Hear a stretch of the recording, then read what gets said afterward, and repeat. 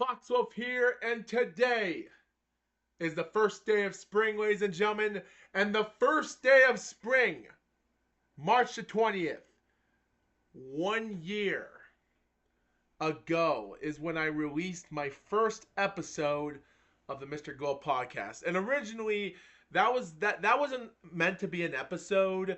Just like the second episode, that first episode was originally just me splicing out clips of me talking about the match in March with the Joseph Parker and the Zhili Zhang fight, and how how Anthony Joshua took care of Tyson Fury's MMA fighter, and how that went down the dust. And I talked so much about it, I cut each video out, and then I thought to myself, hey, I can make a podcast out of this. So I just spliced all videos together.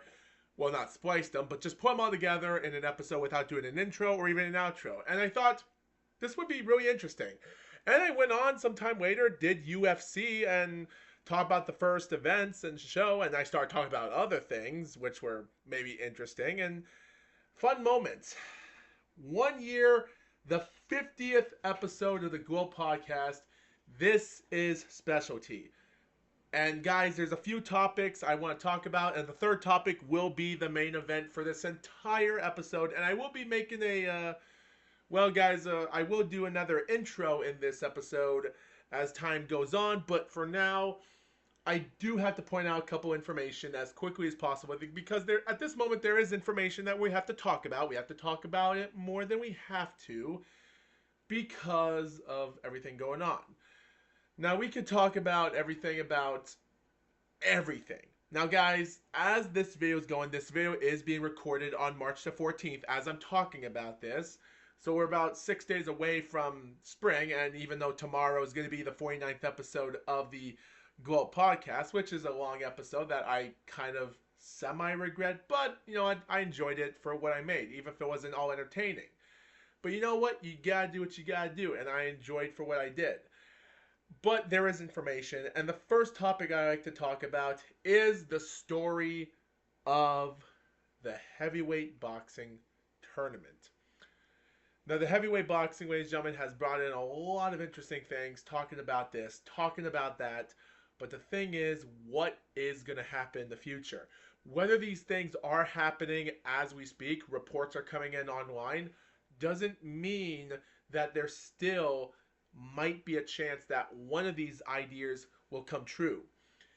Now, of course, guys, information has come for a lot of us. And of course, I was not expecting a lot of crazy stuff to happen. Now, some time ago, around the weeks, around last week or so, during the time, we already had reports that the WBA have a 24-month suspension. 24 months for Usyk to put on a title fight for any of the fighters in the WBA. Now, take that for what you will. It's fair.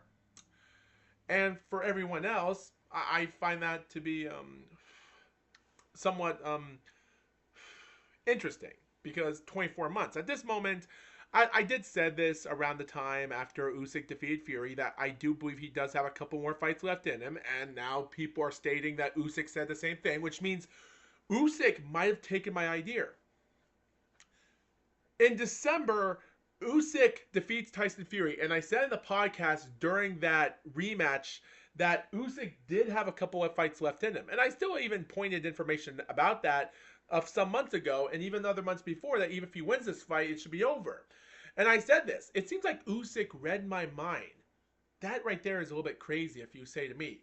He took my mind and just said it to the audience, or even the public, saying that he might have a couple fights left in him. But what are those fights going to be? Now, I'm expecting him to have 2 fights this year in 2025. They said that he's going to fight in the summer against Darren Dubois. And, of course, now, as of yesterday and so on, with Counterpunch Boxing making the information about this, Boxing Squared already talked about this, Dante's Boxing Nation already talked about this.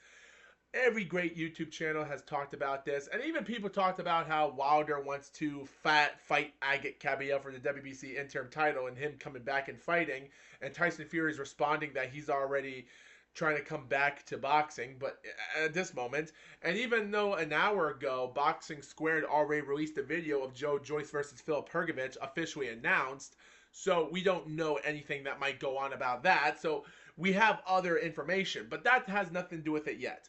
Now the information is this, guys. Joseph Parker defeats Martin McCall in a 2-day replacement. And as we speak, Daniel Dubois is on. Now he wants to fight Frank Warren. And people are saying that he's holding Daniel Dubois back because he wants to fight for Undisputed. And then 1 day ago, or even 2 days ago or so, the WBO announced that they have a 30-day. We have 30 days for Usyk and Parker. For Alexander Usyk has to be ordered by the WBA to face Joseph Parker in 30 days. If not, they're going to get rid of the WBO title. No Undisputed for Daniel Dubois. And at the end of the day, guys, I think it's fair because, like, look at this, guys. We come to 2019. And I think in 2019 is when we had, mostly Jarrell Miller was in the WBA rankings at the time. But then, mostly they had to pick out a couple fighters. It would have to be Trevor Bryan or it had to be Andy Ruiz. And they picked Andy Ruiz. That's it. They had a rematch with him and Parker. We don't know what ranks it was after the rematch. Then we had Kubrat Pulev in 2020 around the middle of the fall and winter, where Kubrat Pulev was the IBF mandatory. And he earned it, but just didn't get the good respect that he did. So Joseph Parker, well, originally he was not in the rankings at the time, but still. But then Alexander Usyk in 2020 defeated out Derek Chisora for the WBO Intercontinental Heavyweight title. And that ranked him up in the WBO for favorites. So they ordered him to fight. And on September 25th, 2021, they fought. And then they had a rematch in August 20th. And I don't know what ranks were because it said that around May and April of 2022, Joshua was number 4 in IBF and WBO and number 6 in WBA. And they also had the vacant lineal weight and the Ring Magazine title on the line that day. And I still think the Ring Magazine deserves to be a title because it's been around for a long time. And let's not go talk about the information of Turki Al-Sheikh and the argument with Marcial, the guy, the president of the WBC, and him arguing over about the WBC and everything else and how Turki Al-Sheikh's arguing with that. Let's not get to that. I don't want to talk about that. But yeah, I don't know what this was or what ranks. It was just a rematch with Usyk defeating Joshua. There's nothing. So it just goes to show you that the IBF and the WBO were getting closer. Well, the WBA was getting a lot closer because they had to order to have Dubois, that guy that got lucked off, lost against Joe Joyce in 2020, has a couple nobody fights in 2021 against fighters like Bogdan Dino in June of 2021, second round KO, which was for the WBA interim title, which helped him on. Then in August 29th, Joe Casamano, first round TKO, bad fight, nothing that. And then June, a year later in 2022, defeats Trevor Bryan for WBA title. And then he should have lost against Kevin Lorana in December that year, but yeah. But guys, looking at his scores, it's even crazy because the longest fight that Daniel Dubois ever been in his career was going 10 rounds the distance against Kevin Johnson in October of 2018. And then he lost in a round 10 KO in 36 seconds against Joe Joyce. And then goes 9 rounds against Usyk.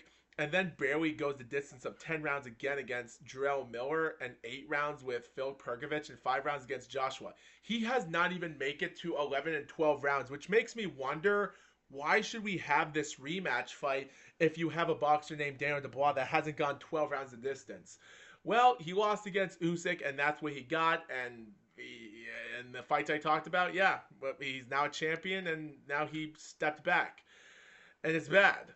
Yeah, so WBA, he lost out the belt against Usyk and lost the regular, and that was it. And then we come to it. They finally get Tyson Fury and Undisputed. They strip out the IBF title a month later, handing it to Dubois after his interim win against Hergovich, and that was it. And then rematch for Fury, and now we're in March, and now WBA is giving him a 2-year lead on this, and WBC doesn't really care about anything else. IBO, no one wants to talk about the IBO. I just say vacate that belt instead. And as for the WBO, who knows? While the IBF has a good, like at this moment, Dubois can defend the title all he wants to with the IBF. At this moment, it doesn't matter who you lose it to. If you lose it, you lose it. That's about it. He's still champion for the heck of it, which means he can defend the title against anyone. For reasons why they're trying to give him a chance with Usyk doesn't make sense. Because guys, the thing I loved about Deontay Wilder and Anthony Joshua in 2015 to 27 to 2019 was because at least they were fighting their titles against other fighters instead of going for undisputed. Yeah, we wanted to see an undisputed in 2018 and we didn't get it, and we didn't get it in 2019, which we should have, if depending on if the referee counted to 10 quickly against Fury, but we never did. And then everything went downhill, and because at this moment, yeah, it was like, well, Deontay Wilder was taking on nobody fights in his title because Alexander Povetkin, Andrew Larchek, and Luis Ortiz were failing drug tests, and he had to take on nobodies because people were taking drugs to try to beat Deontay Wilder. And then you had Anthony Joshua that was defending his titles, and after winning the IBF title against, well, Charles Martin defeats Dominic Breazeale, and then Eric Molina, which Eric Molina was a last-minute replacement against someone told, and defeats out Vladimir Klitschko, and then someone had to take a late replacement as Carlos Tacome took over for a mandatory fighter that was supposed to be Kubrat Pulev in 2017, and then defeats Parker, takes off Povetkin, and that's it. So at least they were fighting against other fighters, taking on titles at the time, instead of fighting each other, even if they won the fight in the decade. If he didn't lose against Ruiz, and if Fury and Wilder didn't get that draw in the first fight. But yeah, but at this moment, they don't want to fight other fighters. It's like they back out of this fight because they don't want Dan Dubois to lose, because they know Parker has been in 12-round fights this whole time and Dubois hasn't, whether that's true or not. But why are we not talking about information about Floyd Schofield and what happened to him? Like, what happened to Floyd Schofield when he had an illness problem when he was originally supposed to take on Shakur Stevenson? Why are people not talking about him when he took on Josh Padley? Why are we having information about this? Doesn't make sense, and to be honest, I just don't get the point about it. People keep talking about it, and at this moment, yeah, it's dumb enough as it is, but I'm still questioning a lot of problems.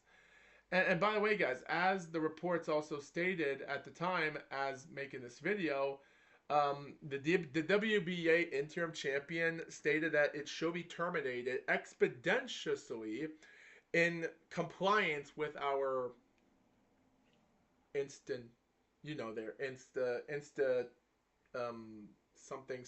something,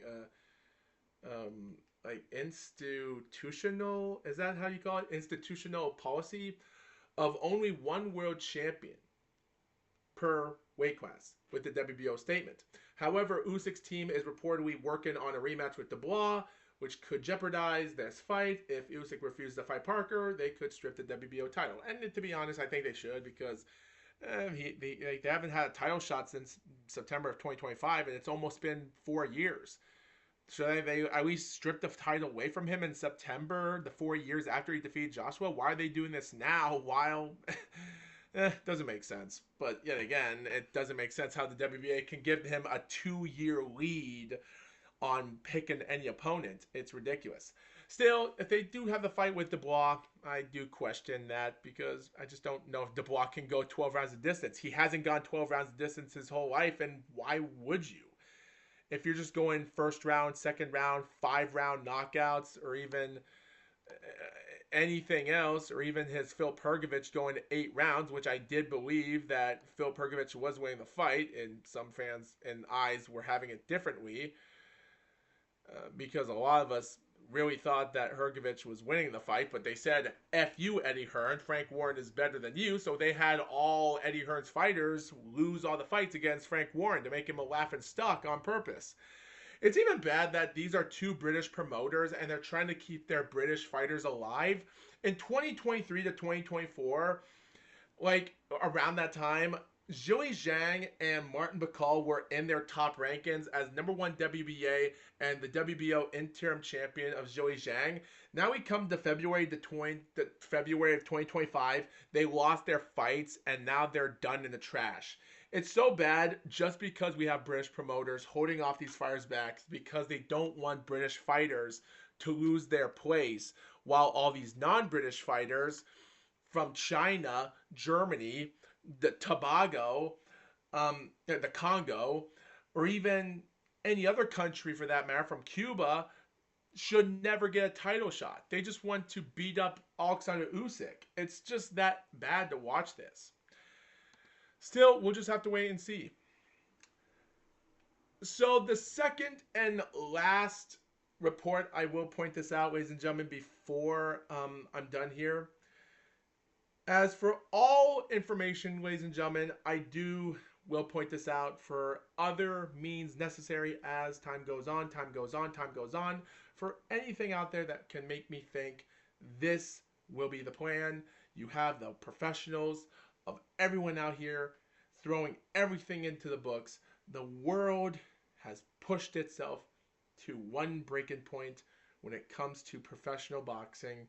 And when it comes to the world of professional boxing, I think we have to understand one thing, and that is the money. And most importantly, we also have to understand who the promoter is and who is going to think is a good fight to watch. And when watching it from a perspective point, there's more to this than we can say. Now, even though, like I said before, Usyk, the WBO has put on hold as we speak about I also heard like a few hours ago before making this podcast is that reports state that the WBO has already put a hold on Darren Dubois' plans, as he might miss out the undisputed fight. But yet again, it doesn't mean that still that Frank Warren is going to stop them for any meet. They just don't want to see Joseph Parker fight. It's just bad because they know he's better than Dubois. So it is tough to watch this fight and know for your role to know who is in the top of the breaking point. But when it comes to the rankings of boxing, this second topic will be interesting. And that is the champions of boxing for interim titles. So we've already talked about Joseph Parker, but let's talk about Agit Kabayel and Kubrat Pulev. So Kubrat Pulev, we've already heard reports that now they're trying to give him a little bit of an extension. They said that he has to have a mandatory fight until maybe October of 2025, which is ridiculous, but who knows. To get a title fight on. They are saying that he's going to take out Fabio Wardley because he's number 1 in the ranks.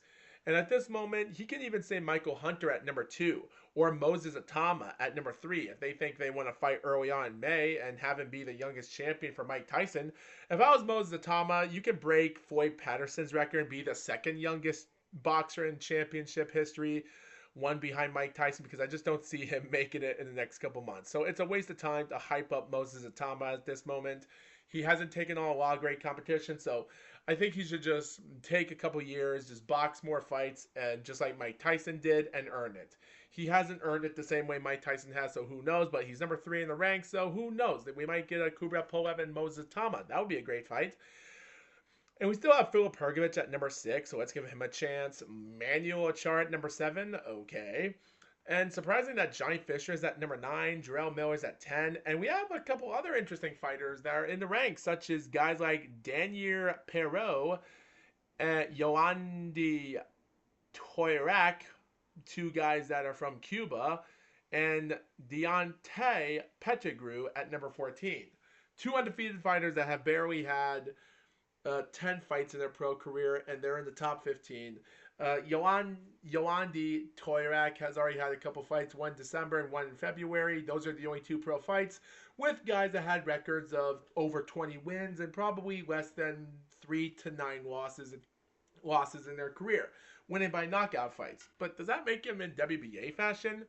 Well, if he does get a chance for a title shot against Kubrat Pulev or as a weight replacement, if someone actually decides that Fabio Wardley gets hurt, they would just replace him. That'd be great. But yeah, yet again, this will be ridiculous because I do like Kubrat Pulev. He might not be in his prime anymore, but yet again, it's great that we have a Bulgarian becoming champion in boxing, the first male person to ever do so. And as a heavyweight champion, that's accomplishment. Now, Agate Cabiel is a whole different story. And if Don Charles was actually interviewing this as him threatening Joseph Parker for ducking out the fight, luckily that he didn't take on Daniel Dubois or else he would have been beaten, which is the most ridiculous thing for a guy named Don Charles to do this. But if you had Agate Cabiel ready for a fight and Daniel Dubois ducks him and then Don Charles threatens him, it's just ridiculous. They just don't want these other countries to be champions. They want to keep their British fighters as champions, and that's just so bad. Like, look, Agate Cabiel has already been called out by Lawrence O'Cauley, former WBO World Cruiserweight Champion, former Bridgerweight Champion. He's at number 7 in the ranks as we speak, and he defeated Lucas Rozonski back in May last year for the WBC Bridgeweight title, a mismatch fight. A guy with long arms. He won in December last year by first round knockout after his Chris Balam Smith loss, which was his first loss in May of 2023. And he's a guy that I really don't give credit to, and he's already had another fight that he's going to fight in April this year, so good luck to him. And he's calling out Agate Cabiel. Well, it'll be an interesting fight. A guy with a tall height of a 6'5", 82 reach advantage, while you have a guy named Agate Cabiel, 26-0, 32 years old, 6'3", 80 reach advantage, better than Lucas Rozonski. But is it fair for him to get body punches in? Who knows? But here's the thing: we have other fighters. Like as of right now, the WBC rankings have been updated, saying that Anthony Joshua is now number 2 in the WBC. What is going on? Him being number 5 in the rankings of IBF and him at number 7 WBO is ridiculous, but that's ridiculous. Even Fabio Wardley's at number 3 as well, with FA Jag, but at number 4. And of course, Martin Bacall is still there in WBA fashion at number 5 in both WBC and WBA. So, and he's also number 10 at IBF still. So, and we even have Joey Zhang that's now still number 7 in the rankings with Bakadir Jalilov, 2020 and 2024 Olympic gold medalist at number 8. Filip Hrgovic is number 9, and Justice Hooney's at number 11. And like I said, Deontay Wilder is back at number 12 in the rankings as we speak, with Andy Ruiz at number 13. And Derek Chisora is also at number 14 in the rankings, so crazy or not, but he's number 2 in the IBF because of his Eliminator win. So that'll be interesting to see him take on Kubrat Pulev instead, or even take on Daniel Dubois instead to have his 50th and last professional fight to give him a title shot, if that's what they're going to give for Derek Chisora, because he did say he was going to quit boxing after 50 fights, and his 49th professional win was Otto Wallin. He's already picked up a couple big good wins again back to the rankings, which is crazy. But then we have a couple of these other random fighters like Guido Vianello, but that guy's record's done, and he's taking on Richard Torres, so not good for him. And also a guy named Morad Aliyev from France. He's number 10, so I don't know if he's ready or not for the rankings of boxing. If it didn't work out for Tony Yoka, 2016 Olympic gold medalist, it might not happen for him, but give Morad some time. But at this moment, I do want to see other stuff other than what you think that someone is gonna go down the line and probably say, is this enough for me to say that this is not working at all? Because at this moment, I really can't even tell if I can even picture who has what it takes to make it to the title. So you have these other people and players taking picks. And at this moment, like I said before, I don't think Cabiel and anyone else knows that they can fight Usyk. It would rather be Dubois or Parker, and if he doesn't face Parker. And I think, like I said before, I think Frank Warren is going to win this battle and give Dubois a chance to fight Usyk, but it only depends on the money. So I think that's the thing we have to worry about. So when you have to put this stuff together, I think the rankings are going to be interesting enough, because even if he defeats Dubois a second time, yeah, again, is the money good? That only depends if it's better than Parker. And then, of course, in 2026, who knows? Like, I do think if he fights in the summertime, is he going to fight again in December? Or maybe because he might be 30, he is going to turn 39 years old as we get there. But We'll just have to wait and see. But yet again, here's the thing. If 2026 comes along and if Usyk's at 39 years old, he might be in the same situation of losing his last fight if he goes 25-0. Because just like Vladimir Klitschko, because in 2015, Vladimir Klitschko, as at the time, he was already in a past prime state here. And he put a lot of stuff on the line in his career. And people reported that he's coming back to boxing, but just forget about it. Like, like the thing is, you have this guy that was in the ranks. Like, he was born in March of 1976. And in 2015, a month later, after he was 39, he retains his title against Brian Jenkins, and then at 248 days old of 39 years, he loses against Mike Tyson Fury. So yet again, yeah, if is this going to happen to Usyk as well? Like, will he actually win a fight against Dubois or Parker, and then his next fight in 2026, he'll be 39 years old, maybe in February or March, because he is born in January of 1987. So yeah, is that going to create a little bit of a dimension there that Usyk might lose? I will say, like I said before, he has a couple fights left in him. But yeah, again, how good is it going to be when the time's up? Yet again, it's going to be interesting, to say the least, of who is going to be champion.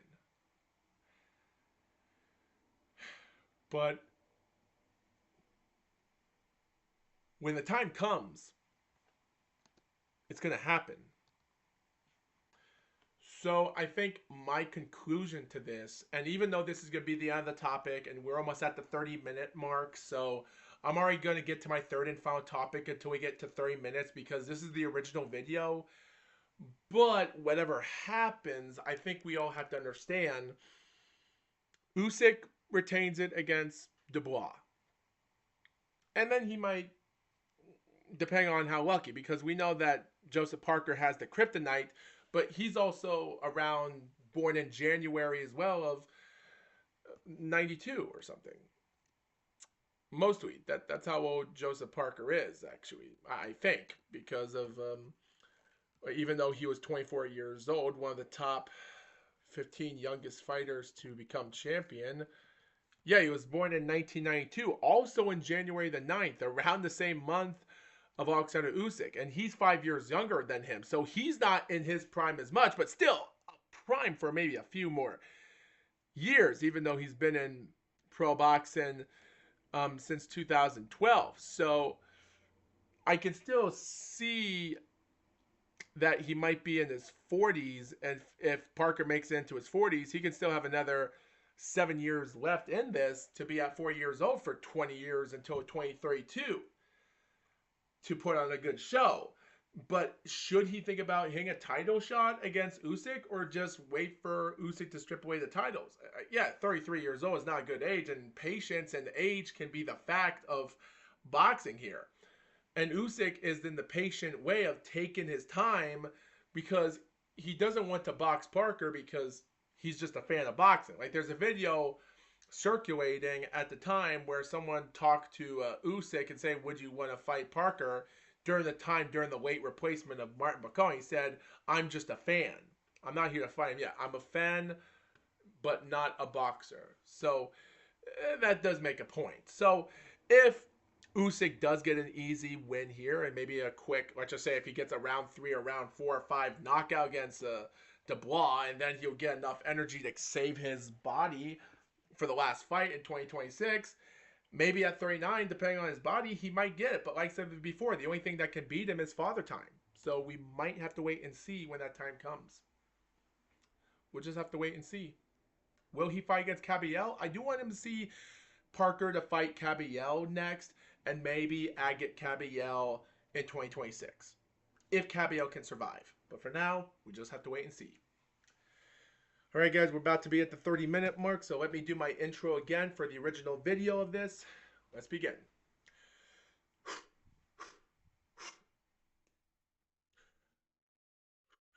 What up, guys? Foxwolf here, and today we are welcoming you viewers live to the Mr. GLOAT podcast for the 50th episode of the GLOAT podcast, ladies and gentlemen. And today we are going to do the top 10 undefeated heavyweight boxers of all time, ladies and gentlemen.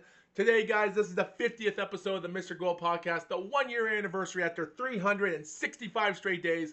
And man, oh man, my nose can't stop itching me, but I don't care, right? This, ladies and gentlemen, is fire in the pits, ladies and gentlemen. But only this time, we do have legit undefeated fighters. Now, guys, ladies and gentlemen, the top 10 undefeated fighters, we are not talking about the current fighters. We are talking about past fighters with history and experiences and guys that barely managed to get more than 10 fights in their career, or maybe less than 50 professional fights, as if. So, ladies and gentlemen, with all competition, ladies and gentlemen, it took a long time for me to organize who should be in the top 10. Now, ladies and gentlemen, here are the 3 criteria to be in the top 10 of undisputed fighters, just so my nose can stop itching me.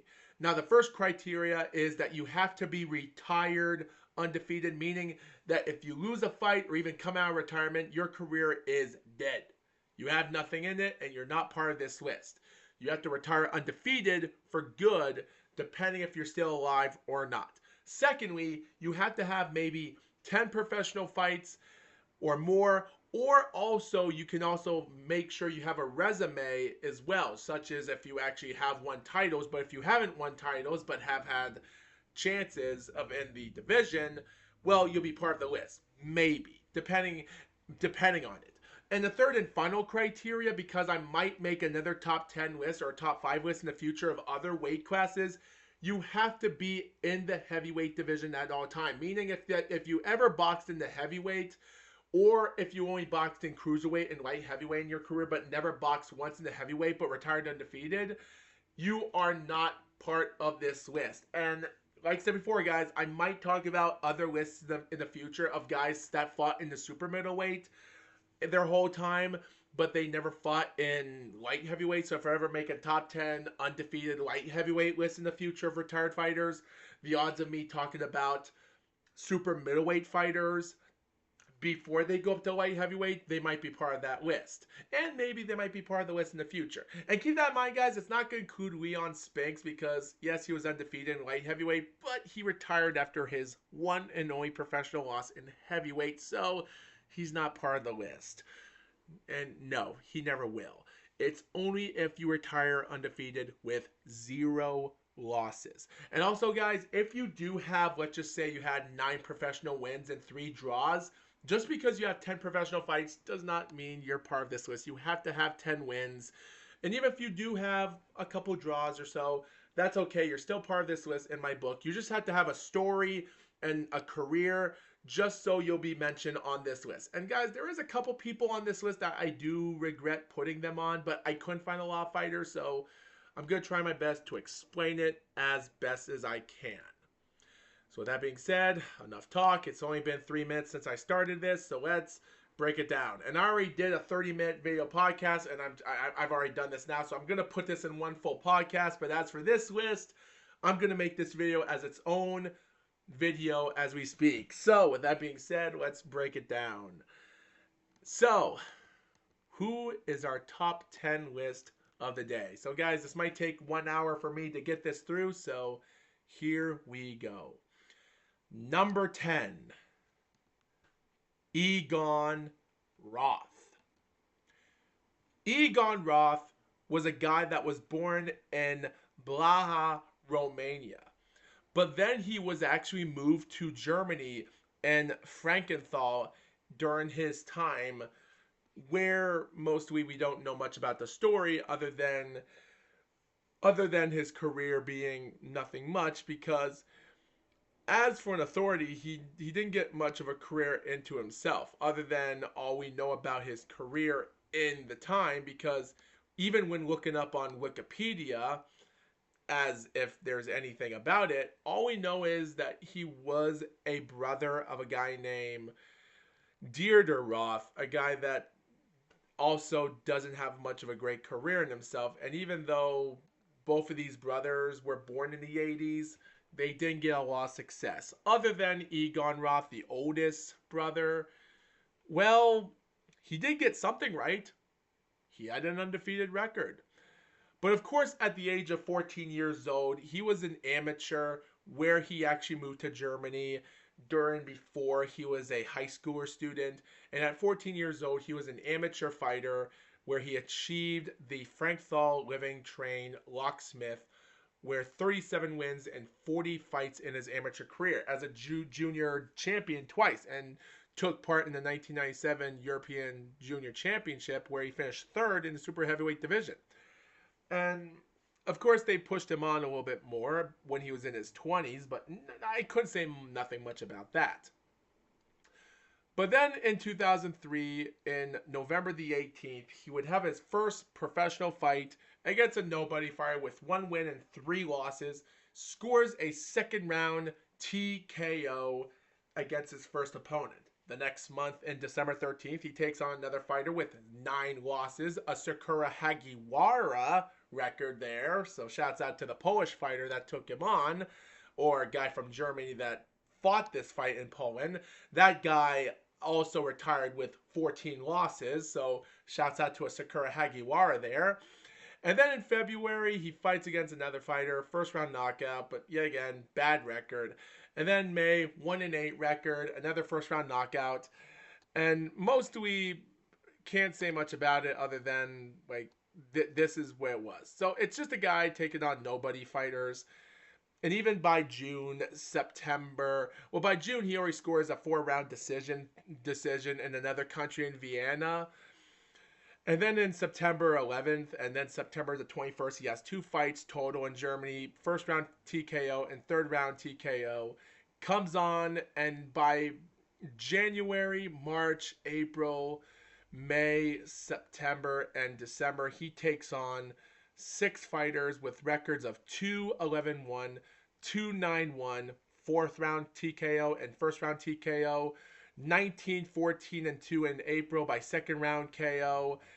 And of course, that fight took place also in Austria. And I came to realize that other fight, the 4-round decision, was not Vienna, it was also Austria. And then in May, he fights a 4-5-4 fighter and goes KO in the 4th round. And then he, well, again, a 10-10-1 fighter, second round KO, and 8-round decision, also back in Hungary in December by 16-13-2 record. But by 2006, he takes on one fighter with a 19 wins and 5 losses. Not bad considering that fighter had 3 wins and 3 losses in his last 6 fights. Second round KO there in February. Comes May, goes 4-18-1 against one fighter from a country known as Slovenia. And, well, wins the fight there. And then he goes 10 rounds to decision against a 10-4 fighter with over 6 wins and goes that fight. But at this moment, he wasn't gaining a lot of success at that time. He took a break off until March 17th and May the 19th. He had 2 more fights with 6-7, 8-7 record. First round KO in the first fight, and then May, 6 rounds decision. Barely having 3 of the judges scoring him 4 rounds to 2. And then his last fight came in January the 19th, which was his 19th and final win against 3-16. And that fight was a second round KO.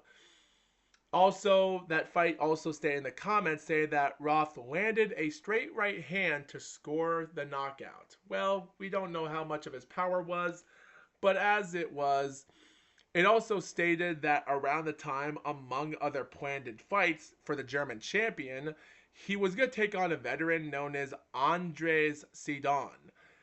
Nothing much of a class fighter, guy with a little bit of an interesting record, with a lot of wins, but a little bit more defeats in his career. And he was 17 years older than Egon.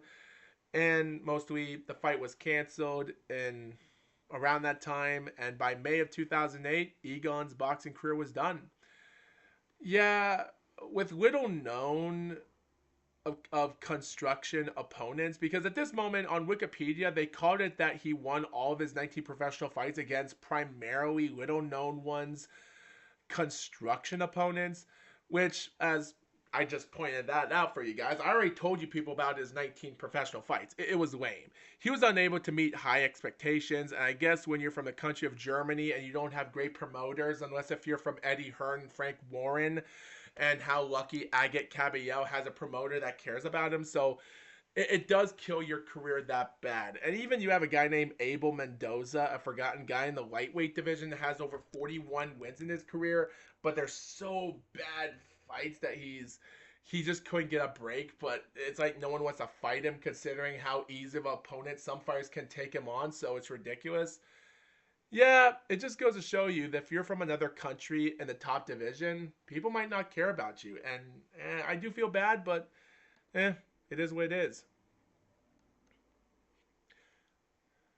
Number 9, Ricky Womack. Ricky Womack, a guy with 13 wins and one draw, and a record of 6 knockouts. A guy that was with a promoter that pushed him forward in the mid 80s, thanks to Bob Arum pushing him. His life would never be the same. A guy that managed to come out in the early 80s and to barely become the 1982 U.S. Amateur Boxing Champion, taking on interesting fighters, which was also at that time, which were some fighters that were not known as much, and then became the United States National Golden Gloves champion against some unnobody fighters. Nothing much, but still, interesting or not, and lost against Evander Holyfield in June of '83 for the finals of the U.S. National Sports Festival by a 3-2 loss, but then won in a rematch a couple months later. He comes out, and then by the end of '83, he defeats Holyfield again in the semifinals for the U.S. Amateur Championship, and defeats many surprised, interesting opposition, and then had a rematch with Holyfield in the U.S. Olympic trials in the semifinals, and then won the finals, but then lost against Holyfield in July, a month later, and then lost him again a day later in the United States Olympic box off, costing him a chance to be in the Olympic Games. And then 3 weeks, or maybe 3 weeks later, he takes on his first opponent in his debut after his 2 Holyfield losses against Sonny Jones, and that fight ended in a points draw. Just goes to show you how your career could be done just like that. But he continued. He continued to box even after that fight. And Bob Arum was promoting that his first debut fight at the time, because by September they decided to give him some easy opponents. Well, sort of. He takes on a 7-22 fighter, goes first round knockout, and then he takes on a guy named Jerry Parker, a guy with 2 records of 2 wins, but nothing much there. But yet again, they were just easy wins, only to lose against Womack, and then another guy 9 years later, coming out of retirement, so okay. And that fight took place in Madison Square Garden. Takes on another 2-0 fighter in January of '85 against Victor Felder. Goes second round TKO, and that guy never fights again, thank God. And then he takes on David Vedder in a 6-round fight in April. Comes due against Bob Smith, a 2-3 fighter. Goes 6 rounds again. 6-round decision against a guy named Dawood Shaw in August, 12-7.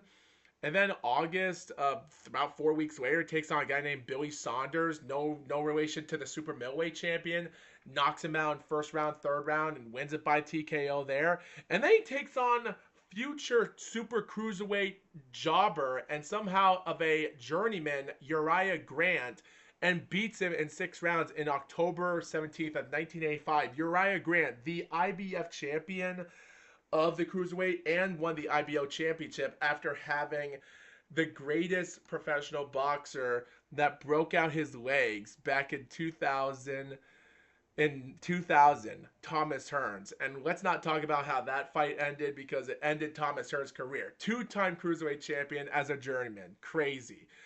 Yeah, Uriah Grant took on Ricky and Ricky won. And that was his best fight. And then 2 months later, he takes on a guy named John Smith and he gets another win. And then he fights again in March the 29th, 2001 against Kurt Page, 10-4, and wins by round 3 TKO against in a promoted fight by promoter guy named Fight Night Inc. Okay. And then fights against some other random guy with 6-8-1 and May of 2001 and goes 4-round TKO against a promoter unknown named Anthony Scully, a guy that would never promote another fight after that again, but he will always be remembered for a guy that came back. And then in July, he takes on 32-22 of Kenny Snow and goes 4 rounds the distance. And then has another fight in November against Willie Chapman and wins 6 rounds by decision. And that was it. What happened? What happened? And yes, those last 2 fights were also by Fight Night Inc. And that person would be unknown as a promoter. But what happened? Well, guys, here's the story of what happened. So here's the information. Womack turned professional when he signed contract with Kronk Boxing Team and guaranteed with $150,000 over 2 years. And he lived rent-free in Detroit with Emmanuel Stewart. Yes, the Emmanuel Stewart. His manager and trainer at Kronk had provided since his amateur days. And Womack had a 9-0-1 as a professional in the Bob Arum. But then in December the 30th, 1985, you can't say the month of December the 30th is always a year that can end boxers' careers, just like David Nino Rodriguez in 2011. I'll talk about that story in the future, but this is ridiculous. It stated at the time, now at the time in Redford Township, Michigan,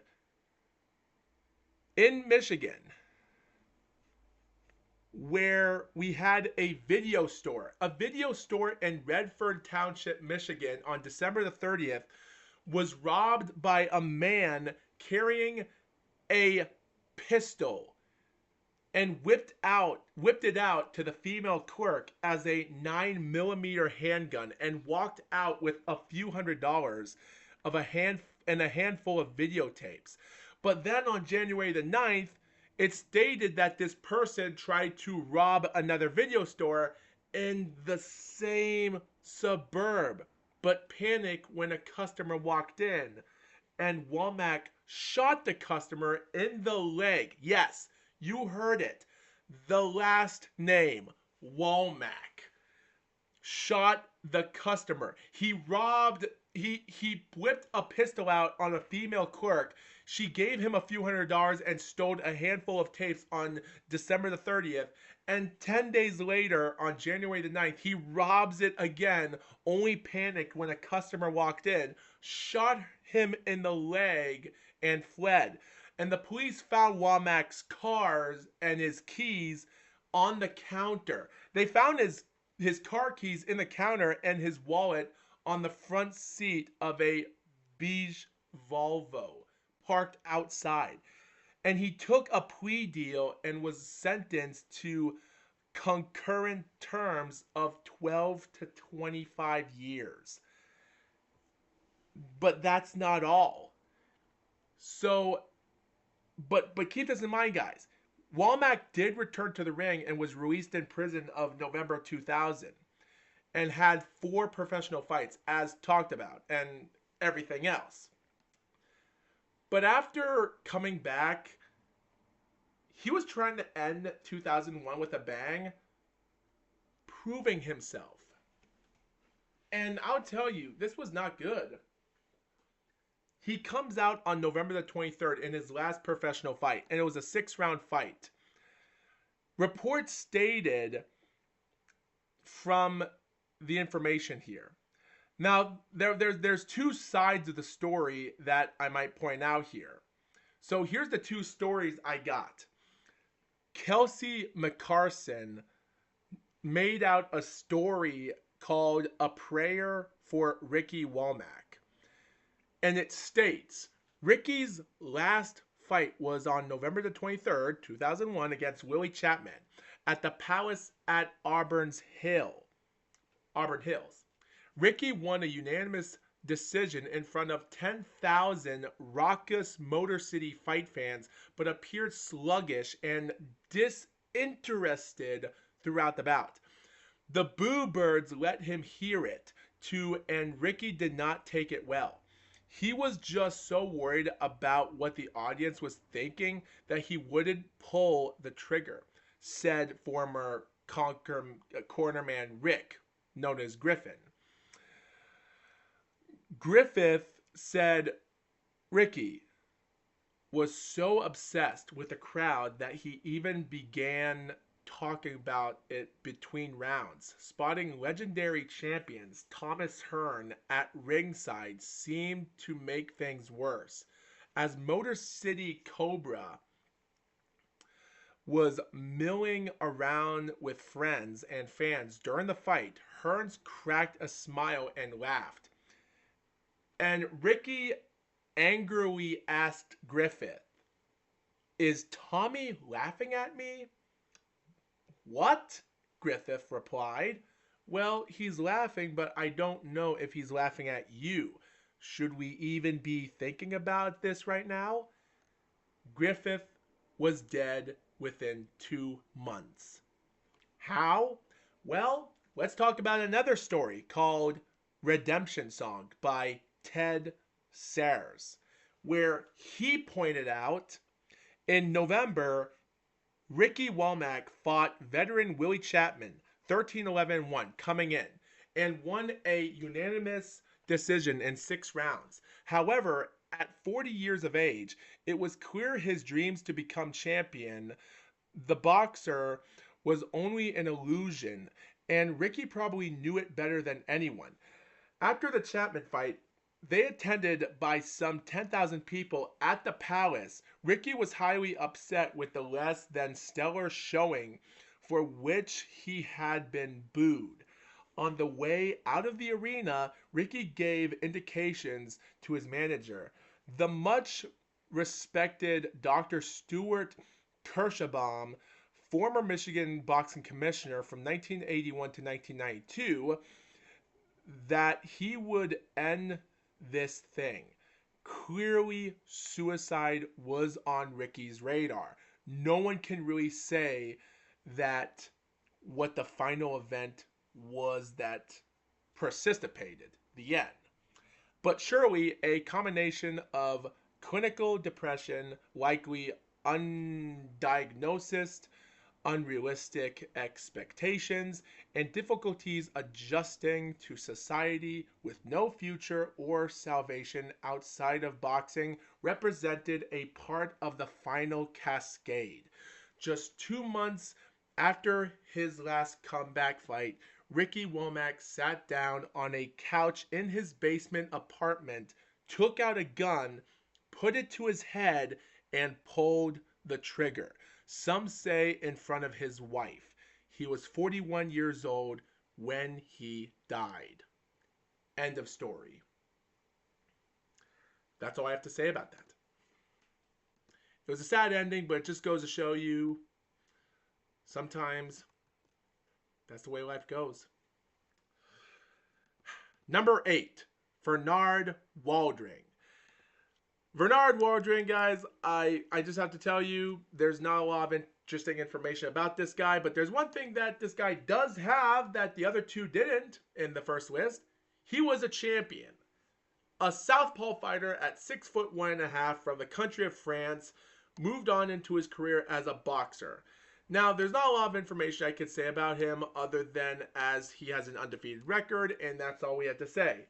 I couldn't find a lot of information about him as much other than he was born in May 31st of 1931, and he moved into his career as a little bit of a French national champion around the time, but nothing more to say other than he was just a person moving into his career as if he knew that there wasn't a lot to it in his career. He started his first professional fight in May of 1931 with a draw against a 68, 46, and 35 fighter, and ended his last fight on February the 23rd, 1935 against a fighter with 8 wins, 13 losses, and 9 draws with a draw. He started his first pro fight with a draw and ended it with a draw. And his other 20 professional fights were 20 wins and 13 knockouts. And those fights went on interestingly. Now, there's not a lot of information to talk about in 1931 other than he came out 6 months. He went to November and December, takes on nobodies, gets some knockout scoring, and then he just takes on a little bit of a ludicrous fighter, and then some other fighters in January and February, and mostly there were just some unknown people that there's not much to talk about. I couldn't find a lot of information of some fighters other than maybe there were some, it was just a person building his resume up. And he was just taking on a lot of fighters in this country at the time. He had a lot of suspected stuff. But rumors stated on February the 20th, 1932, when he took on a guy named Montagnat, or Montagnac, question mark, a guy with 1 win and one loss. It stated the fight ended in the first round by disqualification, but it stated that his opponent, Montagnat, suspected of faking the KO in the first round. So they call it a disqualification. We don't know information about that, so if people have information about it, let me know. But at that moment, what else can you say? There was some interesting reported information of him. Like back in the day, there was not a lot of interesting fighters. There were just a lot of fighters that had a lot of mediocre records of journeyman fights. So you had to do what you had to do. But by March the 9th, 1934, he takes on Andre Laglette, a guy with 13 wins, undefeated, and goes 12 rounds the distance. And he won the Federation Francaise de Boxe French heavyweight title. And better yet, that same year in October, he had a rematch with him. Even though the guy's last 5 professional fights after they met 7 months ago were a draw, another loss, 2 more wins, and his last fight, a loss. And guess what? Another loss for Andre and another win for Fernand. He gets 10 rounds and keeps his title. But not for long, because by December, he gets a first round KO, his last knockout. And then in, January 26th, he gets that 10 points decision against his 20th and final win. And then a month later, he gets a draw. And as of BoxRec, he has 0 followers. It is what it is. There's not a lot of information about that other than the only thing good about this guy's record is that he managed to pick up the pace. At least he managed to become a title and a champion in his country, but he just couldn't move that far. And I guess it goes to show you sometimes there's not much to it. Now, I'm not going to look up information about anything about his promoters because promoters were scarce back then, and technically that would be too much to talk about.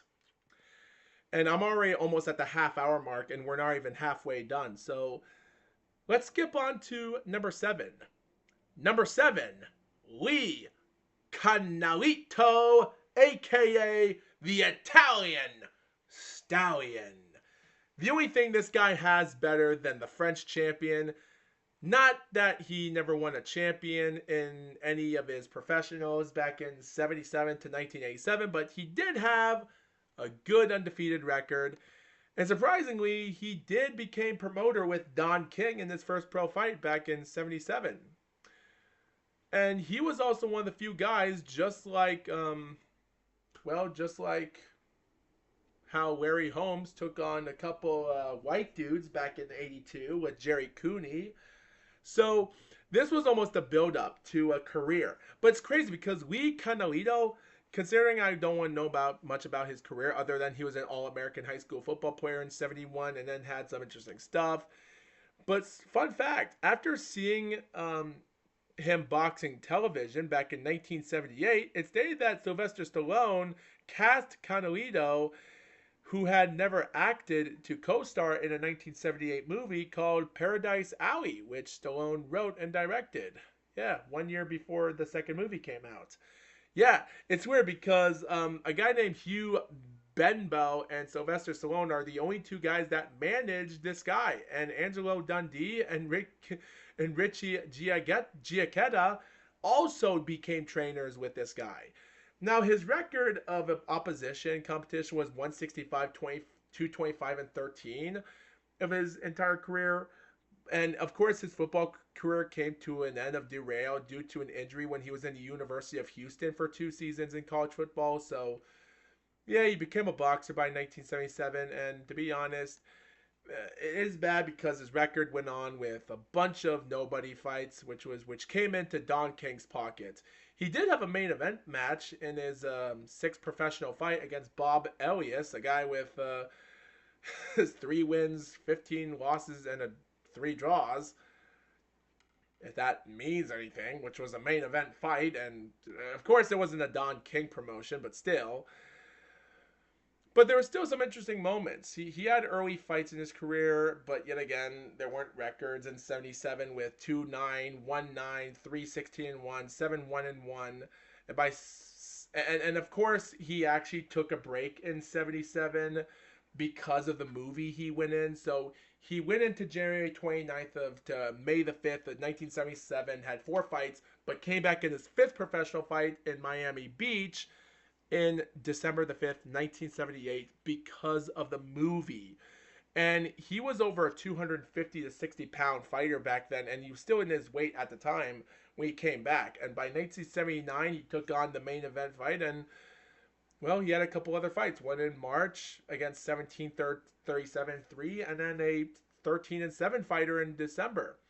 But then he took a break off and sometime in 1982 during that last fight in Madison Square Garden. And he went on to box in July of 7th, 1982 against a guy named Don Elbaum, the guy that helped out Don King in his career. But Elbaum was a sweet man, but he lacked imagination, which might have been the cause for the Italian Stallion's career to come to an end here.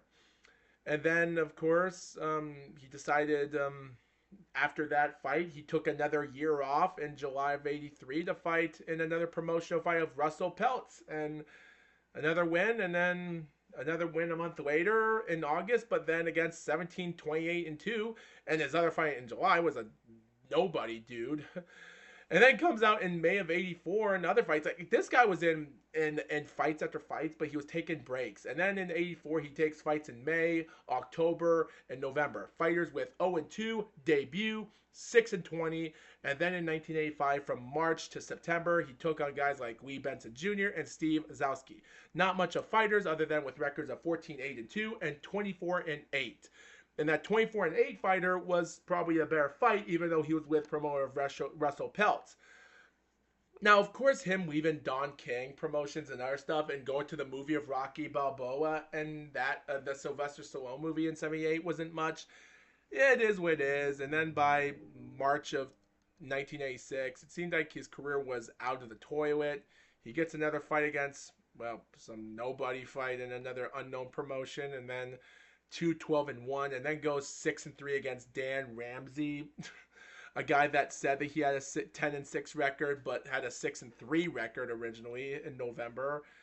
And that promotion fight took place with Butch Lewis and Don King Promotions that year, which was the same night where Mike Tyson defeated Trevor Berbick to become WBC champion. So, yay! That was the 20th professional win of Lee Canelli, and they thought maybe he was going to come back because of this. He's back in the big times. Well, guess what? September the 10th, 1987 will be his last fight, and against a promotional fight that's unknown, and that was it. That final fighter was 4-1, and that's all you need to know. Just goes to show you, I guess cutting out promotions or going to movies might kill your career. And even though Jerry Cooney's career was trying to recover, considering he kept boxing in some time, but he was already in the problem because of the Larry Holmes thing and such. So it is what it is. But I guess for the Italian Stallion, great gimmick, great nickname, this or that, from Houston, Texas. But with 21 wins and 19 knockouts, He managed to get the big promotions there, just like the Bob Arum helping out one guy at number 9, but just wasn't good enough. Number 6, George Kandelaki. From the country of Georgia, or Georgia, or well, wherever you like to call it, from the country of Georgia, which is from, it's a country, keep that in mind, Georgia. This guy, his boxing career starts out bigger than bigger, but when he got to the pros, it got worse. Now, this guy was a promoter out inspector in his career, but not anymore. His amateur career can't say much. He was a World Junior Championship in 1992, and he lost in the finals against Felix Savon, the greatest murderer of the greatest of heavyweight fights of heavyweight history. And Felix Savon defeated him in Champions and defeated him in AIBA World Champions in 93 and won in 94 in a rematch with them and just got obliterated. And then lost against Vitaly Klitschko in a chemistry cup in 1995. And just couldn't get things done. And then he lost in a rematch in the quarterfinals in an IABA champion against Felix Savon again. And lost against a nobody fight in a quarterfinals in a European Championship in 96. And even though he was determined final of the Swedish Box Open in 96, but yet again, even though he lost against in a rematch in Olympic Games quarterfinal in 1996 against Felix Savon, and then a year later he became the AIBA World Champion in 97. But yeah, his career just, he was trying to take on bigger fighters, but after this, it seemed like he had nowhere to go.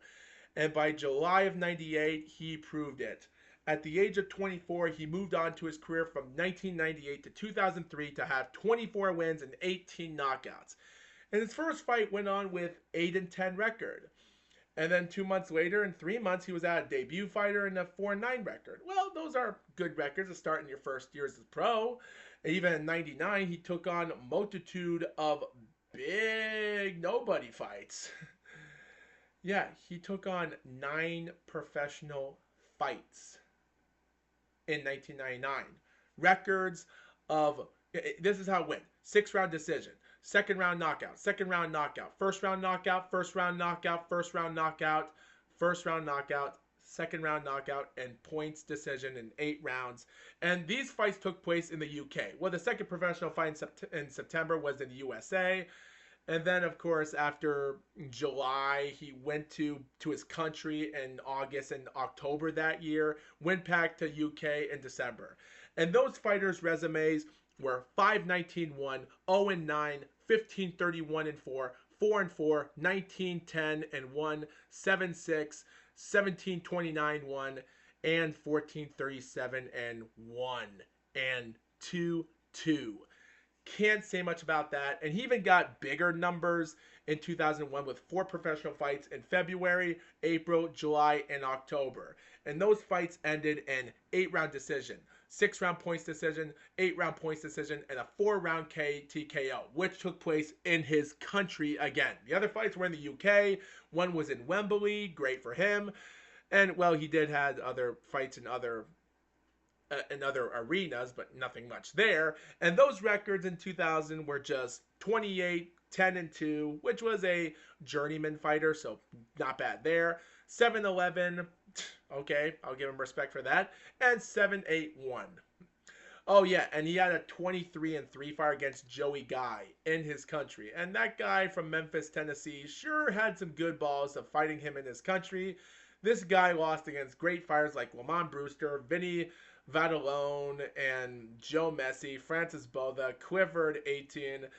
So, yeah, probably the best win in George Kandelaki's career, in my opinion. But yet again, his nobody fights were even worse. Because by 2001, he had 3 fights in January, went a 9-1 fighter, which was not bad. Round 4 knockout in the UK. Goes back to his country again, take on a 3-0 fighter in October. 9 months later, goes through 3-round TKO. And then takes on a guy named Alexei Osokan, which he gets him in 6 rounds in Russia. So, yeah, at least he's traveling to other countries. And then by 2002, in March and May, he fights 2 more times in the UK at 17-9-2, 2-6 by first round TKO in a 5th-round cornerman retirement. And then he goes to Ukraine to take on a 10-24-3 fighter, goes first round knockout there, and guess what? His second last professional fight took place on December the 21st, 2002 in Russia. And he won against Alexander Vasilyev 15-9-1 in for a world title shot for the WBU World Boxing Union World Heavyweight Champion. And he defeats him in the 12th and final round by TKO. He became a world heavyweight champion considering his resume. Crazy. Oh, and better yet, 10 months later, he fights someone in his country in a rematch against Alexei Osokun, goes round 3 TKO, and retires. Great. So, yeah, this 6'5" tall dude proved himself. With 24 wins and 75% of his knockout ratio, with only 92 rounds he's competed in his career in 24 fights, he became a world champion. Now, I know that this world title is not major, and it was deactivated in 2004, even after 1999, 2004, and this was the last legit title shot of it, but then it came back in February of 2005 against Matt Skeleton, defeating a guy in his country and from Argentina and won the title. And then it came back again in September of 2016 where Marcelos Brown defeats past prime Saul Montana in Mexico. These two guys passed their big ugly primes and he won. So question mark? Why not? Why not? Number 5, Horace Notice. In the country of Britain, ladies and gentlemen, there's only one boxer that managed to put himself to the line just like other British boxers. And that is Horace. Not Horace Hogan, but Horace Notice. This guy's amateur career I don't know much about other than he started out his career in '82 with interesting wins. He was the Midland Country Southern Zone ABA championship in the finals at the time. He was the Midland Southern a month later at the time, about some weeks, and went on to just become zone champion. Midland Countries, you named it. And he was in a dominant fashion in '82, even though he lost the British ABA 91 kilogram final against someone at the time. But yeah, even after that, and then he defeated someone from US where they had a UK versus England versus USA in November of '82. And then by April of '83, he wins the British ABA Heavyweight Championship semifinals and wins the finals a month later. So great. And then around that time in October, he has his debut in pro boxing. He takes off a 5-4-2 record with 6 rounds of decision against someone, and his resume was somewhat lacking, just like George Kandelaki, where he had 11-26 fighter in the second pro fight in November, first round KO, second round TKO against someone else with a 6-5-2 record in April of '84, and then in October gets a 4-1 record against someone, round 3 TKO, which was an 8 2-minute round fight, question mark. And mostly in November of '84, he takes on 11-16, another bad fight, 6-round decision. That's about it. And then, of course, after March of '85, he gets a round 2 KO against a 10-11-2 guy. But then in October 3rd to October 16th, he gets 2 fights. One that was a 12-round fight, 7th round KO for the final eliminator of the BBBFC British Heavyweight title, and then barely squeaks out a 13-0 fighter of Anna Salette Wamba for an 8-round points decision victory. And by 1986 in March, takes on a nobody, and then in April, he goes 6-round TKO against a guy named Hungro Curry, a 12-5-1 fighter, not just for the BBBCF British Heavyweight title, but the Commonwealth Boxing Council Heavyweight title, and won it. And then by May, he takes on another nobody, 13-11, 10-round decision. That's all you have to say. And then he takes time off, almost maybe 10 months off, retains out his title, the Commonwealth title, in March against some 22-2 fighter. Not bad. And at this moment, he was even boxing places from Wembley Stadium around. Like, he was even boxing in Wembley during the early of his 80s at the time, and 85. So he was in the big choice here. And keep this in mind, the promoter that was promoting him, well, not much of promotions back then, but they had a guy promoter named Ron Gray that actually took over for him to even be part of the promoter, even when the British Boxing Board was even involved in it in the first place. They even had guys like Chris Moosecroft to even be another promoter at the time, but nothing much. But after his Commonwealth and his title defenses in May of 87, there weren't any a lot of promoters taking shape. Like, the people that were promoting him were just forgotten people.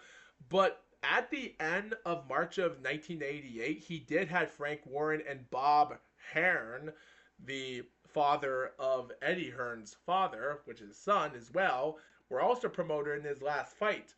And keep this in mind, even by May of 87, he retains out the titles in fifth round TKO against a 23-8 fighter, takes on a 10-1 fighter, and retains in round 3 KO in November.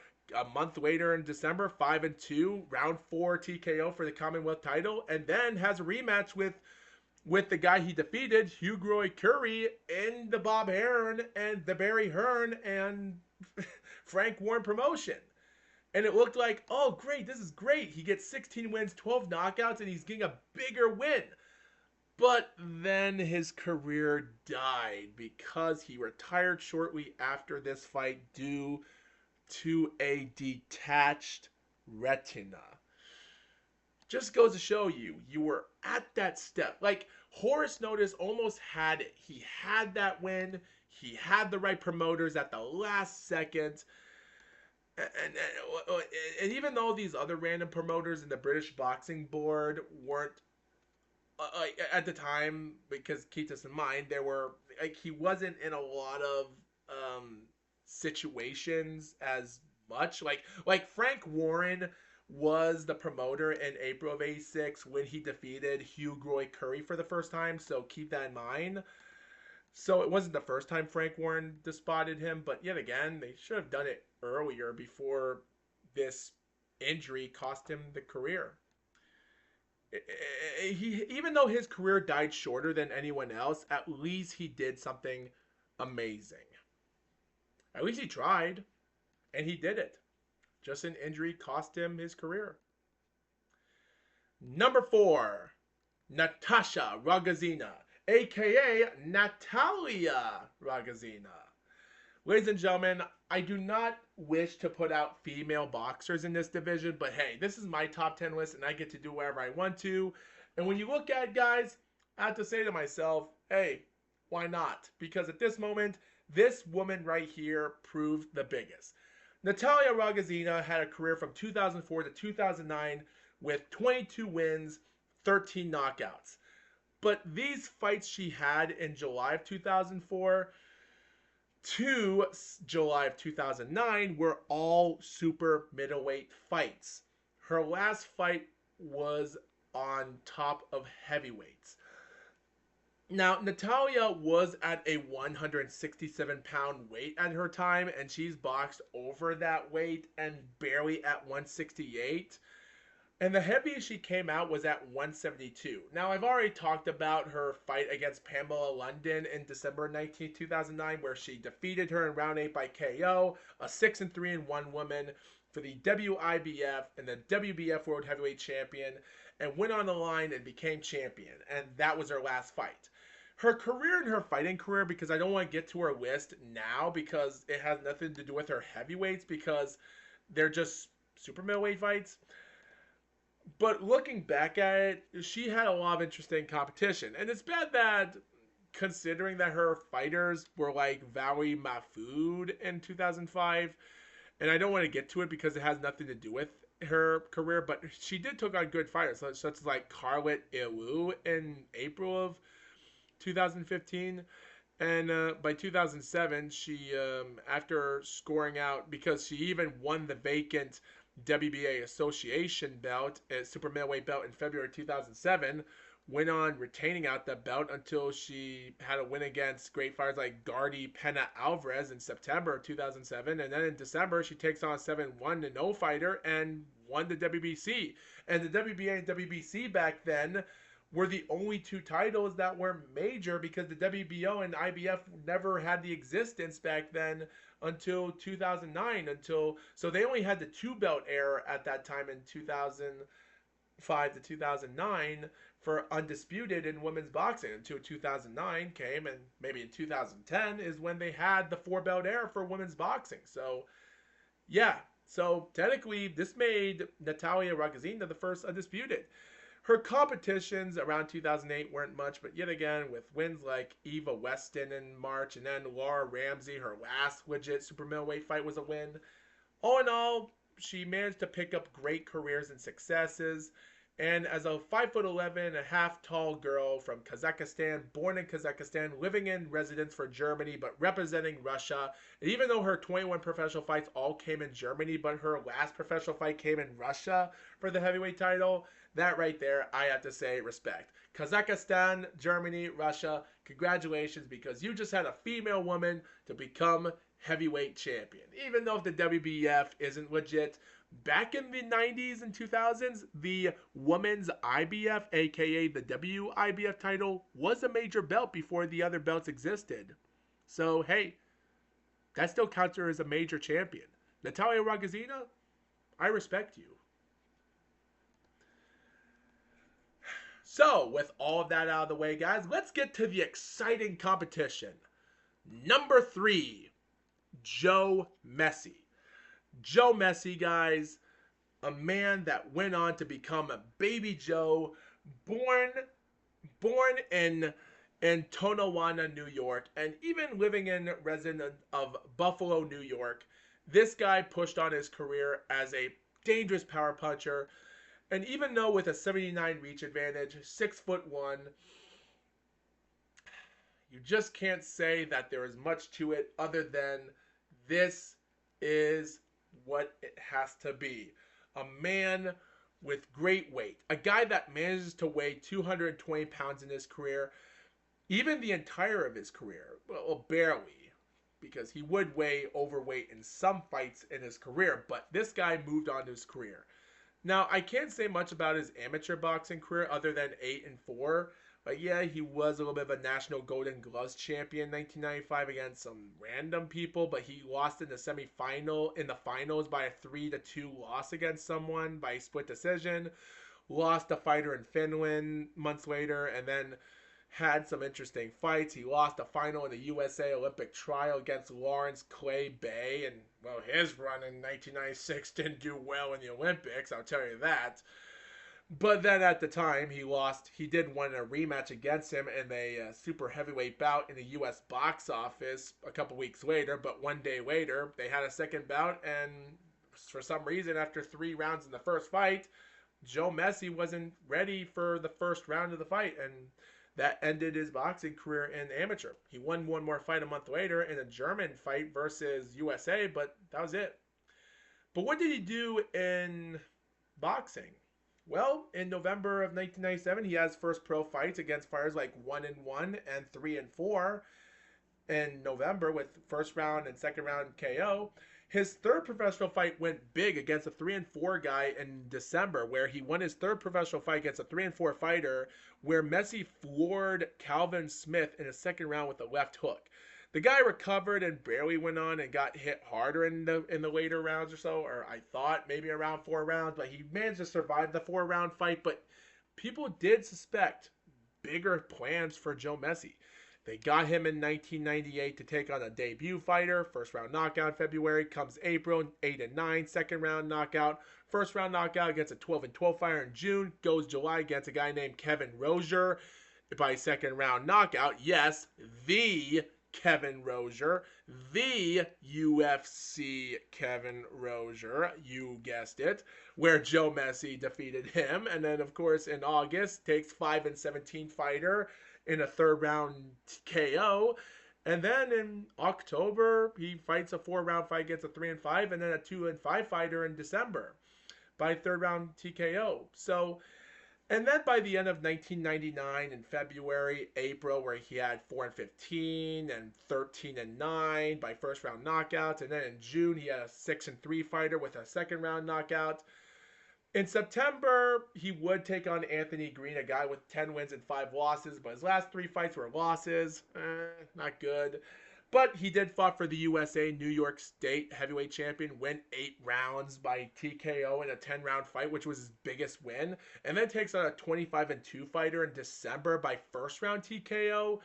That's when it made things bigger to move him up to the bigger stage. So by February of 2000, he takes on an 8-8 fighter in a random place we don't know, goes 3-round TKO, takes on a guy named Matt Green, which is a journeyman fighter in June, which I know much about him a little bit, by second round KO, takes on Joey Guy in Niagara Falls, goes round 3 TKO on him in November.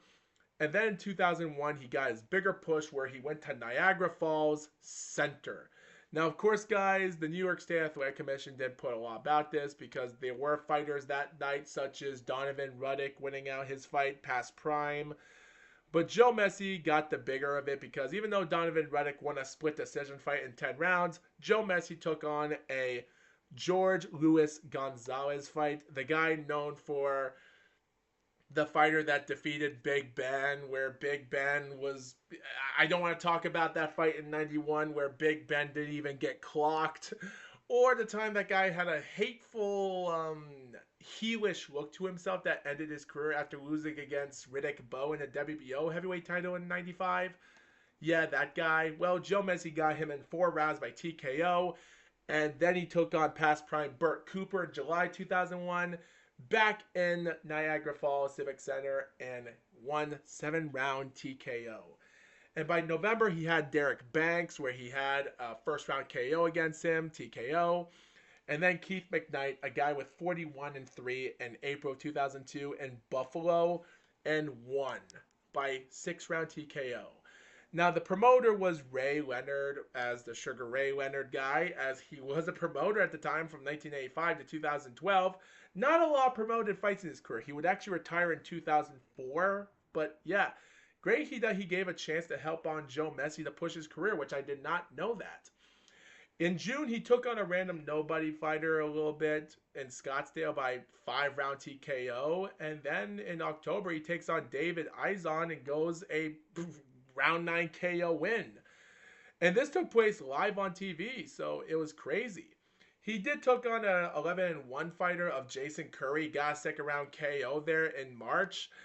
But of course, the promoter of Tony Hoden was already there at the time to push out the Banks. But in June of 2003, he takes on Robert Davis for the North American Boxing Federation heavyweight title. The NABF title is the biggest prestigious title you can ever try to win, and he defeats him in the first round. Now, that's just amazing. Now, of course, after he defeated Darvell Williamson in September that year as well in Buffalo as well, also by first round KO, made some fans think that does he have what it takes? Because like Joe Messi had dangerous power, but could he go the distance more than he did? Because he was scoring knockouts after knockouts. Well, his fight against Monty Barrett by majority decision December in Madison Square Garden by promoter Dino Duva, which can't know much about him other than he had a 20-year pro career as a promoter, but yet again, not a lot of success, even though he would quit for good in 2008 and came back 8 years later. But yet again, he did give a good time to see if Joe Messi had what it takes, and he managed to hold himself off pretty good. Like, he did knock out Barrett in round 5 by an overhand right, but of course, it didn't stop Barrett from knocking down Messi in the 7th round with a left hook. But considering how he had more punches landed, or how some people thought that the fight was very close, and some observers thought that Barrett won the fight, well, you can't change what you have to say. It is what it is, but The real story took place in March of 2004, the end of his career, where he took on Vasilio Gyrov from Kazakhstan. And this guy's career came to an end after this loss and months later after against past prime Michael Moore. The fight took place in the Mandalay Bay, and it stated at the time that Messi was not in good shape at the time.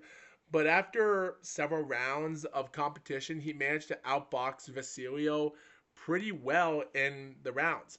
But it stated that he started getting a little bit tired even after a few rounds of fighting. Like he managed to put himself in good competition, but by round 7, things were getting problem. Like it seemed like in round 8, I thought something was up with Messi or something was going on at the time. I didn't know, but it looked like Gyrov won his first ever round in round 8, but they thought nothing bad of it. And then in round 9, Gyrov knocked out Messi in the 9th round and knocked him out 2 more times in the 10th, but managed to get back up and finish the 10-round fight.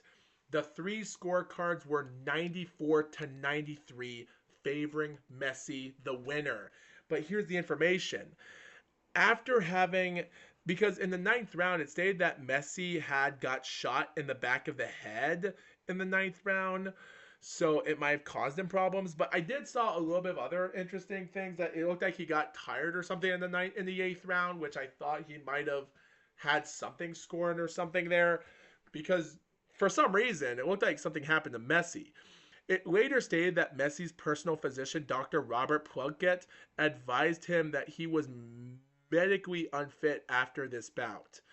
And even though the promoter, Gary Shaw, took over as promoter for Joe Messi at the time with all doctors, and even though Messi's victory was very controversial because of the knockouts and the points, and some people thought Gyrov won, and I thought it was a pretty close fight, because I don't know about you, I actually thought it was 94-93 favoring Messi.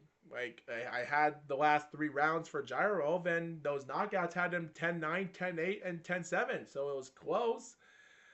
But this was the end of his career, because Messi received a 2 subdural hematomas, blood clots on the surface of his brain during the fight. And badly enough, a day later, Messi's license of the boxing Nevada was suspended due to medical condition. The Messi camp sued for reinstatement in court. It was subsequently ruled Messi's suspension ended when the fighter's license expired. So Messi did not fight again until April 2006, but his health, and after weighing and losing weight to fight against this guy, he gained more weight until April of 2001. He takes on a 14-4-4 dude somewheres against a nobody, and the promoters, who cares? He gets an 8-round decision, and then in June, he takes on a 3-7 fighter, 6-round decision. He gets a 2-round TKO decision win in the 4-round fight against a 9-17 fighter in August, and then a month later against a 3-1 fighter by 4-round decision. The fighters, and even though the first 2 fights were in, of course, because the first 2 fights were in Puerto Rico and Canada, and the rest are in the U.S., but all in all, and there was one fight that took place in 2000 in Canada, which was the Joey Guy fight, but yeah, those are the only fights out of the United States for Joe Messi. But in 2007, in February and April and October, he ended his last 3 fights with first-round knockouts. Guys with 29-8-1, 21-20, and in October he took on Shannon Miller with a 15-3 record, and it was for the WBC USA heavyweight champion, and he won. Sadly, that was his last fight.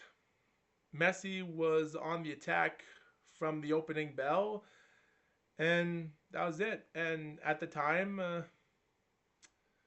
no one knew that this was the end of the fight. And when you watch Messi fights, you can tell that his barrage, and sometimes he did have low of energy, but at least he had that power to prove himself. He was a tough fighter, and that's all you need. Bingo.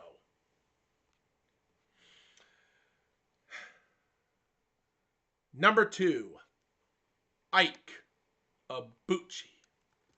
Ike Ibuchi, the president, Not the president of the United States, but the president of the world. Now, guys, I'm going to talk about Ikebuchi in another episode, so let's not get into it yet. Ikebuchi, born in Nigeria, living in Dallas, Texas, moved on to his career as a boxer. Now, I can't know much about his amateur career as much other than he came out as an interesting fighter in the Olympics, became bronze medalist, as some fighters thought. Well, no, that's not true. That's just a joke. Like, technically, Ikebuchi planned to join the Nigeria military before he witnessed the James Buster Douglas defeating Mike Tyson to win world champion in 1990. So it inspired him to become a fighter himself and decided to become a boxer instead of a military. So, yeah. And eventually in 1996, Olympic Games, well, yeah. Ikebuchi twice defeated a countryman that eventually became 1996 bronze medalist of Duncan Dokawari. So, and he emerged as becoming a Dallas Golden Glove champion in 1994 and everything else. So, I guess it wasn't all that bad. He started out his career in 1994 in the pro in October with a debut fighter, and then took on a guy in his second fight against also a 1-0 fighter. After a second round KO, he gets a 4-round decision, goes on in January to take on a 3-1 fighter, and yeah, that's about it. And by 1995, he ranked up fights in March, June, August, September, and November, with fighters that had 4 wins undefeated, 4-1, and some fighters not much resume, but he was getting up a good start fighting in his career. And by 1996, he had a couple other journeyman fighters with first round knockouts, and he was already building himself up in the top ranks at the time, even though he didn't have a lot of promoter at the time. But yet again, from Texas, he was trying to build up an interesting resume, even though a guy named Steve Crossum, again, another promoter, doesn't know much about, or even Heights Boxing, another promotion I don't really remember of, or even Cedric Kushner, which I do know did promote with Ikebuchi during around 96 and such, was in the back turn of this boxing show that pushed Ikebuchi into boxing. So there was some interesting things where he was pushing the waves. By 1996, with Cedric Kushner finally getting the waves into him, and after having Ikebuchi defeating Anthony Wade in an 8-round fight with 22-4 record, and then a month later gets a nobody fight again, and then takes on another guy named Calvin Jones and gets a second round win in January, comes March and May against 2 other nobody fights with 9-20-3 and a 17-9-1. With everything you can say about it, they gave him a title shot here and then in June the 7th for the WBC International Heavyweight title against David Tua. This fight ended with scorecards giving Ike the win by unanimous decision. And crazy enough, Ike managed to land 332 out of 975 punches, 282 out of 755 punches by Tua. They combined a 1,730 punch in Kalpubuk's record history. Now that record would be broken in a 10-round fight with friggin' David Bossice, where Ike set the individual record for throwing by a heavyweight, which is crazy, and other records later, and then Adam Kaunatsky and the Chris Arreola in 2019, but still, this fight did bring a lot of interesting things. And even though Harold Lederman thought Tua won the fight, and a guy named Michael Katz at the time for New York Daily thought the fight was a draw, that's up to them to think. But sadly, this had problems written everywhere, because David Tua's career might have not been the same as much, because a week after the fight, he had a surgery to remove a bone chip from his left elbow. But Ibuchi had to go to the hospital where he underwent several tests. This fight was so bad that they had an MRI, but nothing abnormal was found. But after being released from the hospital, Ike began to say that he was being plagued by demons and evil spirits. And he never fought again until July of 1998. So why did it take him 13 months to get back to the ring again after that fight? Well, guys, I'm not going to talk about this information. I'll save it for another time. It's going to be crazy when you viewers know the real story about Ikebuchi. And things about his other stuff in the 21st century, which there's not a lot, but yet again, yeah. He did took on Tim Ray, a nobody fighter, goes first round knockout in the fight. And by the way, even for the title fight for the David Tua fight, there were no promoters at the time that we don't know much about who promoted that fight, so other than doctors.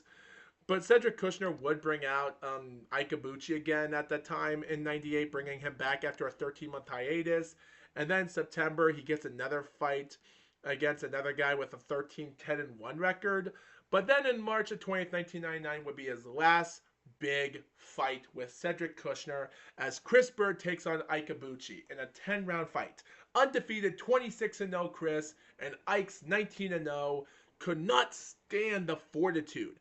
And after 4 rounds, both guys have won 2 and 2 apiece in my opinion. And even though Ike was getting ends meet in the first several rounds, but both fighters were getting close. And then in round 5, Ike load up so much heavy, dangerous, power punching ability, just like Joe Messi. Bang Chris all over, hurt him, brought him down, and by the final seconds of the 5th round in a 10-round fight, wins the fight, and that was it. 20 wins, 15 knockouts, and sadly, by 1999, things even got worse, where Ike Ibuchi had other things, where in 2001 was accepted that he was in conviction by a Supreme Court, Nevada Supreme Court. And he has stated that he was going to make comebacks around the time to make a comeback in the mid-2010s and during COVID, but I have a feeling that's not going to happen. Like I said before, guys, I'll get to that information in the future.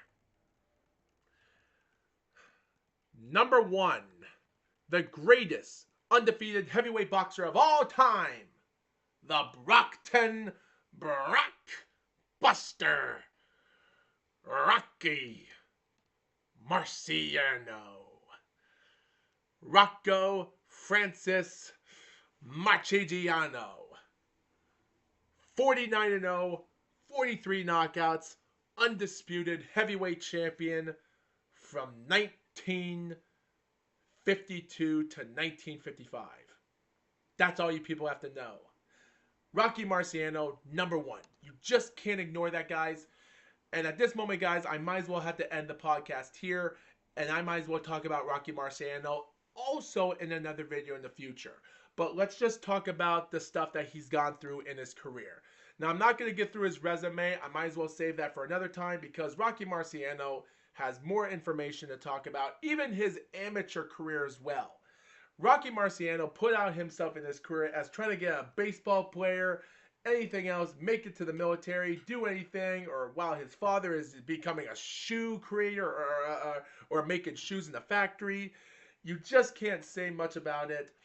The world of professional boxing pushes us to the high regency for all boxing. Since his debut in March 17th of 1947, put him on with a promoter named Oriel Renault, which isn't much of a promoter anymore because this guy became in a Valerie of Arena in Massachusetts 4 times by 46 and 47.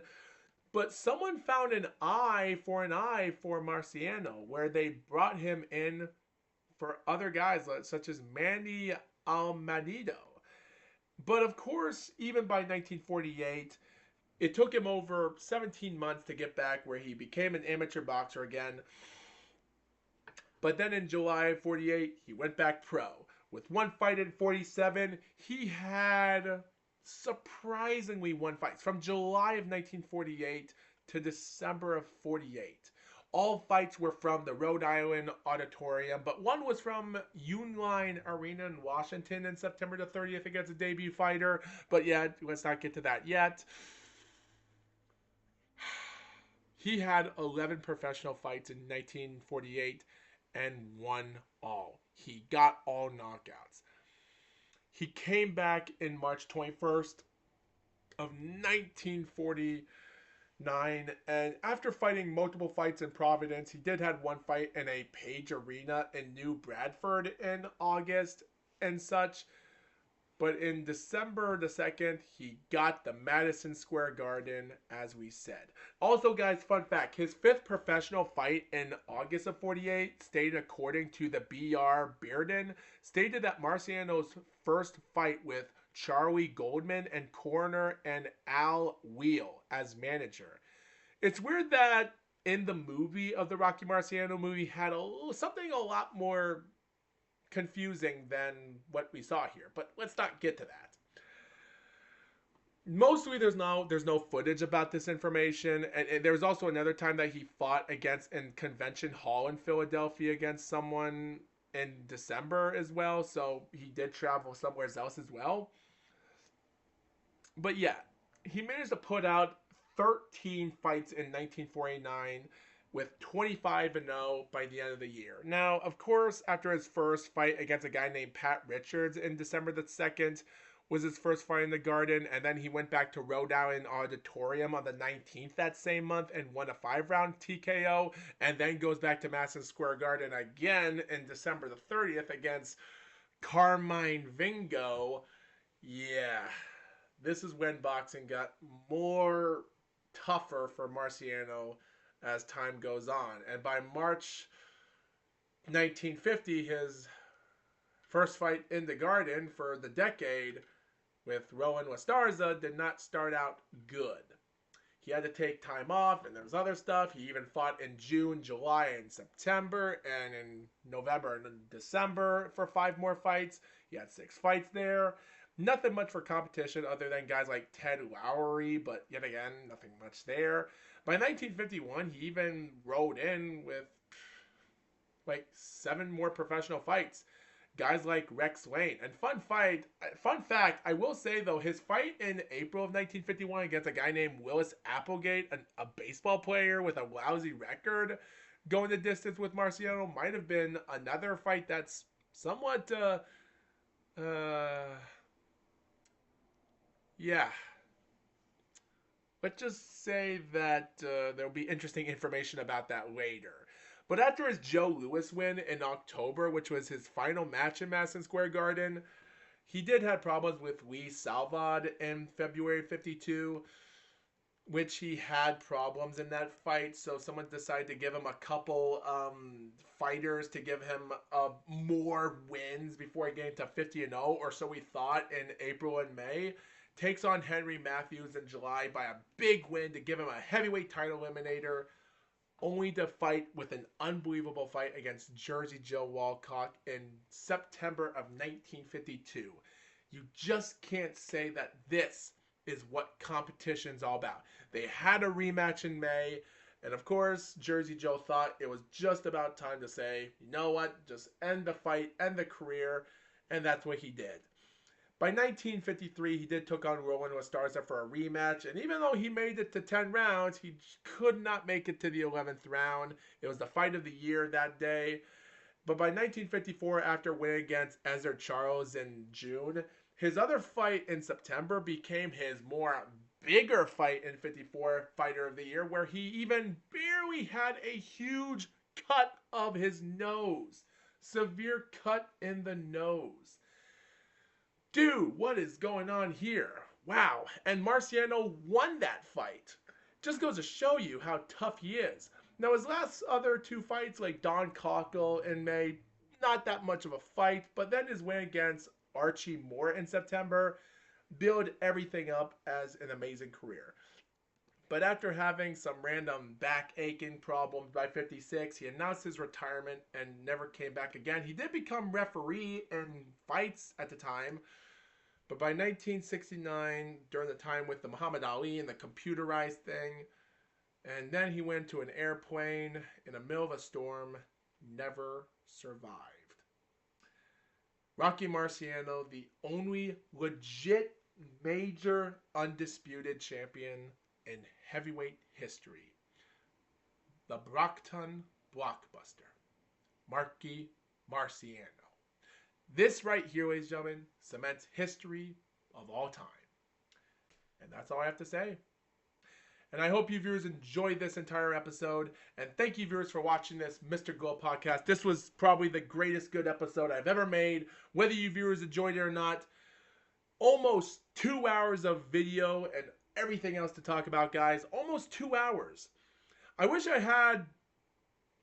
had other people to collaborate with or do podcasts with me or talk to people or something, because this is more than just a life-changing moment. So I hope you people enjoyed this.